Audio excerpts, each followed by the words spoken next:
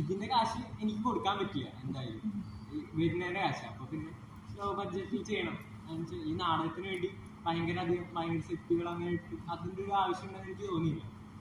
അങ്ങനെയാണ് ഇങ്ങനെ ഒരു സംഭവം ചെയ്യാന്ന് വിചാരിച്ചത്. അതുകൊണ്ട് പിന്നെ കോസ്റ്റ്യൂമുള്ള കാര്യങ്ങളാണെങ്കിലും ഈ ക്യാരക്ടറുകൾ നേരെ വിളിച്ച് സംസാരിച്ച ആ ഒരു സംഭവം എന്ന് പറഞ്ഞു കഴിഞ്ഞാൽ ആക്ടേഴ്സിനെ അവർ ചെയ്യുന്നത് എല്ലാവരും കാണും, അങ്ങനത്തെ ഒരു സംഭവം ഉണ്ടായിരുന്നു. അവരുടെ മൊത്തം ഇൻപുട്ട് എല്ലാവർക്കും കാണണം, അങ്ങനെയുള്ളൊരു സംഭവം കൊണ്ടാണ് ഈ ഒരു ഡിസൈനിലേക്ക് എത്തിയത്.